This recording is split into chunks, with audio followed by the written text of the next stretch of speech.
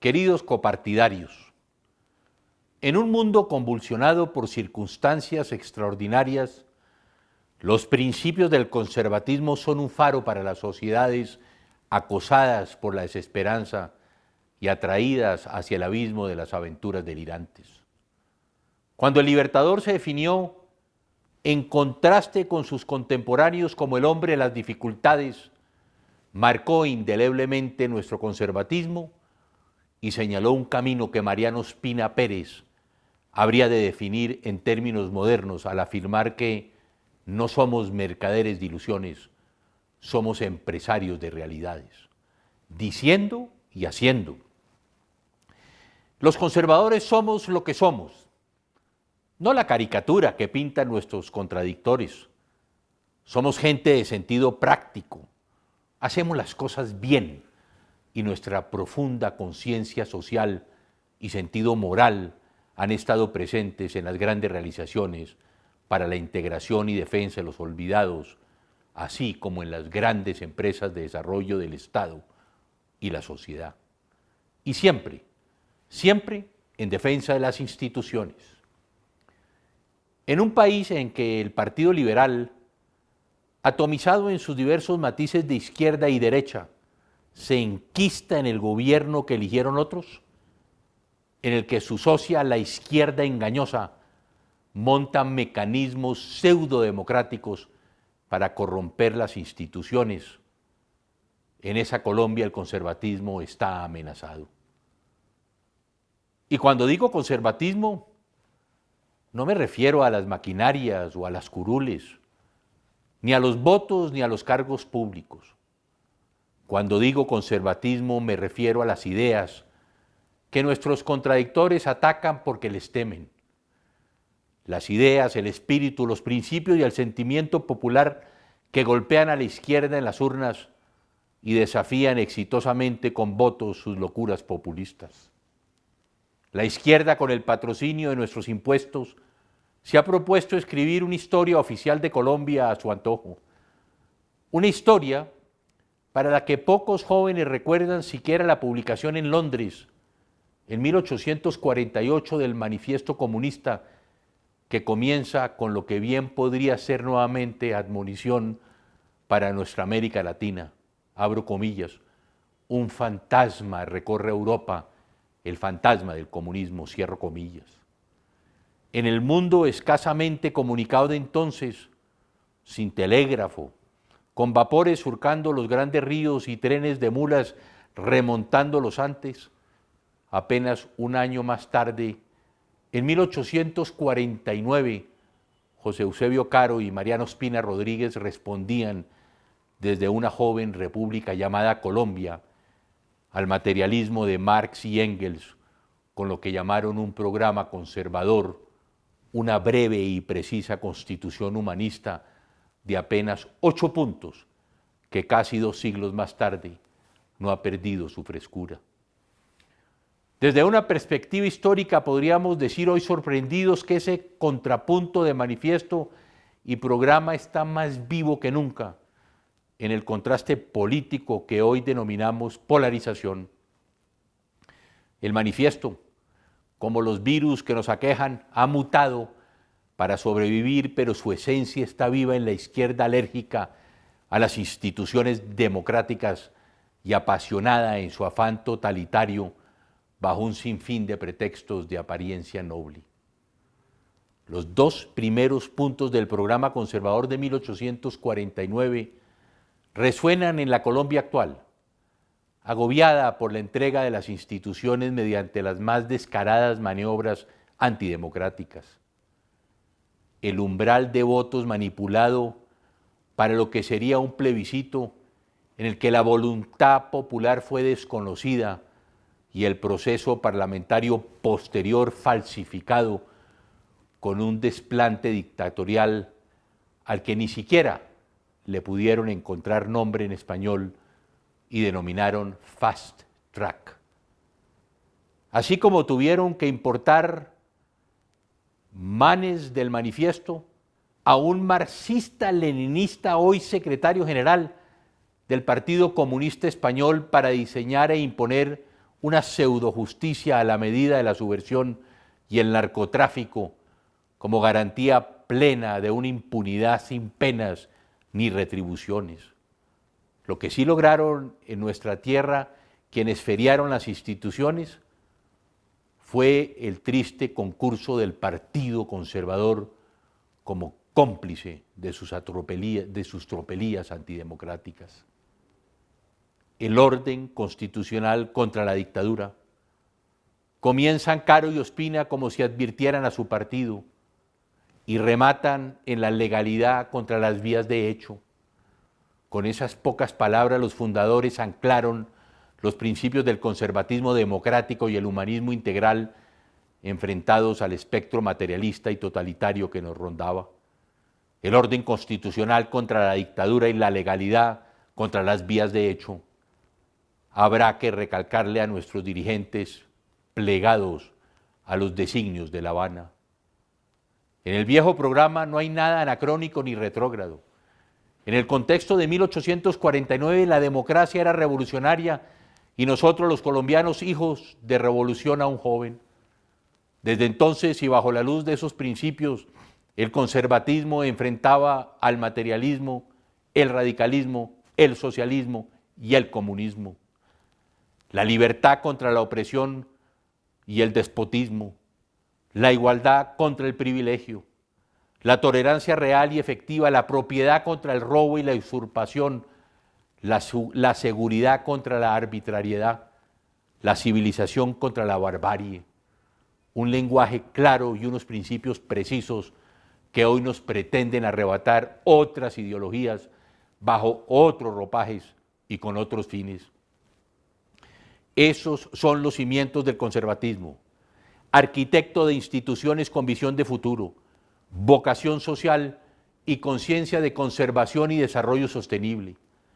Las realizaciones de inspiración conservadora marcan las grandes conquistas sociales y la construcción de nuestra nación desde la Constitución de 1886, que unió en república a una nación desmembrada, hasta el Plan Colombia, que marcó el principio del fin de la subversión y el paramilitarismo y devolvió al Estado el monopolio de la fuerza en una nación resignada entonces a la barbarie y en las vías de hecho. Somos vino viejo en odre nuevo. Las instituciones fundamentales de la economía, los pilares de los derechos de los trabajadores y de los campesinos, el primer código de recursos naturales del planeta y la búsqueda incansable de una paz justa y perdurable han sido herencia del conservatismo. Seguramente las nuevas generaciones no recuerdan que la mayoría de las instituciones a las que tanto se les exige y que hoy garantizan los derechos sociales son los logros del Partido Conservador. Como tampoco recordarán que el programa de 1849 afirma como principio esencial que el conservatismo no tiene por guía a ningún hombre. Como el más reciente, mas no el último de los presidentes conservadores de Colombia, me preocupo sobre el futuro de nuestra colectividad. Y como conservador, reflexiono sobre el sentido de nuestro pasado con la mirada puesta en el futuro. Pienso sobre lo logrado, sobre los aciertos y los errores individuales y colectivos y lo mucho que está por hacer. Y hoy más que nunca, por lo que nos corresponde como partido y país enmendar. Me duele, debo confesarlo, que nuestro partido no solo se haya alineado con los enemigos del orden y de las instituciones, sino que en ese equivocado y peligroso camino haya bajado la guardia frente al poder criminal y corruptor del narcotráfico. La complicidad del Partido Conservador en el desmonte del Plan Colombia y la consecuente legalización por omisión del narcotráfico son una vergüenza histórica y un desafío al país decente que tanta sangre derramó enfrentando el desafío de una delincuencia corruptora que llegó a comprarse un presidente de Colombia. En la Colombia de hoy, Es el más grave pecado permitir las más de 250.000 hectáreas de coca, que además constituyen para nuestra biodiversidad y para esta nuestra biodiversa Colombia una hecatombe ambiental por la que han de pagar penosamente las generaciones venideras. La multiplicación por 5 del negocio de la droga es un inaudito desafío no respondido por el gobierno. Es un reto a quienes lo elegimos en una coalición de principios y objetivos que se han negociado con socios de última hora a cambio de lo que se ha dado por llamar ya eufemísticamente gobernabilidad.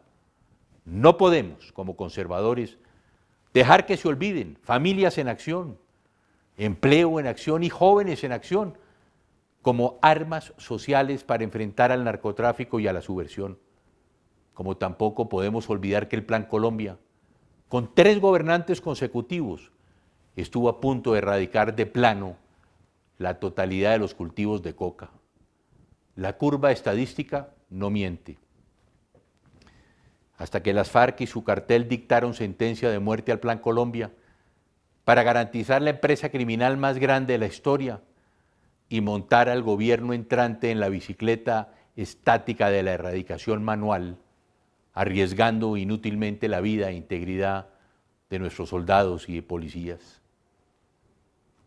Ante esta circunstancia que el mundo contempla atónito, todos los colombianos y colombianas, de convicciones conservadoras, más allá de su militancia y sin excepción, albergan una indignación apenas comparable a aquella del robo del plebiscito. La palabra empeñada con el electorado y el país era otra. Para cumplirla no se requerían plebiscitos ni voraces pactos burocráticos para que dejen gobernar. Para ello basta con gobernar. La llamada Justicia Especial para la Paz, la JEP, es un organismo espurio que no respeta a las ramas del poder público, ante todo porque el poderoso Ejecutivo se paraliza ante sus desmanes. La norma más elemental del pseudotribunal ha debido ser la expulsión de quienes no cumplieran los requisitos de elemental verdad, justicia y reparación. Sin embargo, insistir sobre los reiterados incumplimientos, mentiras y desafíos al gobierno sería llover sobre mojado. Este monstruo de la injusticia engendrado en La Habana ha encontrado el terreno propicio para sentar sus raíces. La justicia ha sido suplantada y la impunidad campea mientras los criminales y la subversión contemplan el espectáculo de un gobierno incapaz de tocar el escándalo que sacudió a América Latina y en el que Colombia ha dado una señal de impunidad al más alto de los niveles posibles, el de un presidente de la República y su campaña de reelección impunes, una vez más con la complicidad de sus socios del Partido Conservador. En estos días de crisis, tampoco ha dejado de reflexionar sobre el enorme sacrificio de los colombianos cuando en mi gobierno, cuando nos propusimos salvar el agonizante sistema bancario y financiero que heredamos. Lo hicimos bajo la convicción plena de que salvamos así al país y su economía, y advertidos por el catastrófico corralito del que aún no se repone la economía argentina. Los colombianos nos metimos la mano al bolsillo y pagamos un impuesto temporal que posteriores gobiernos volvieron permanente. Y salvamos la economía al salvar la banca. A unos bancos les salvamos directamente y a otros que alegan no haber acudido a la plata de los colombianos, los salvamos aún cuando su arrogancia no les permitía entender que todos los colombianos éramos pasajeros del barco que se hundía tras el desastre de un infame narcogobierno.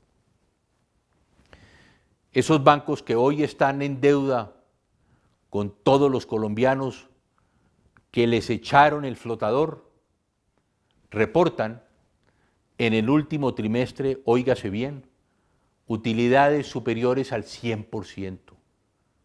Esto no es justo. Dirán con razón de sobra los colombianos que sufren las consecuencias de esta pandemia. Pero el gobierno responde prometiendo más impuestos, sin exigir a los banqueros una pronta respuesta efectiva y humana.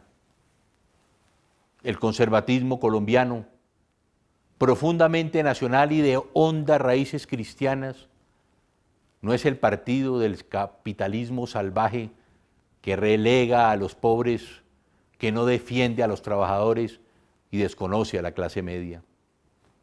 Esa no es nuestra historia, y así lo hemos demostrado una y otra vez. Así, por el bien común y con sentido de economía social de mercado, un gobierno conservador intervino con mano firme para evitar, con el concurso y el sacrificio de los colombianos, el colapso del sistema financiero. En una economía social de mercado, por la que propugnan los partidos conservadores del mundo actual, las utilidades de quienes cuentan con las privilegiadas licencias del Estado para manejar dineros de los ciudadanos deben tener un sentido de equidad, proporcionalidad y elemental justicia. Ante lo que hoy sucede, el Partido Conservador y sus innumerables economistas no pueden estar ausentes. Sería una pésima señal para un país en la más grande de sus crisis a puertas de un año electoral. Se ha dicho una y mil veces que en Colombia el conservatismo es mucho más que el Partido Conservador. Así el elector debe ser el verdadero dueño de la colectividad que exige no un simple maquillaje de estatutos, sino una reforma a fondo que le permita retomar sus raíces populares. En los partidos modernos, los grandes electores políticos tienen una participación sensata y democrática, limitada y garantizada por mecanismos no manipulables, genuinamente participativos. Su gran fuerza, así como la del partido, está en el discurso actual y las ideas perdurables, no en las fugaces maquinarias. En este empeño conservador debemos ser francos y prácticos si queremos volver a aspirar al poder con un lenguaje convincente, con gente nueva, sin tacha, para atraer a las personas valiosas que hoy se marginan de la colectividad y la política. Tenemos las ideas, tenemos la voluntad y tenemos la gente a la espera de ser convocada. Debemos recoger de nuevo a quienes se han dispersado en otras toldas y se encuentran profundamente desilusionados de la política. Es nuestra misión como partido rescatar la ilusión y transmitirla con emoción. Tenemos que demostrar nuevamente a Colombia que cuando gobernamos, cumplimos. Muchas gracias y mucha suerte en esta convención programática del Partido Conservador.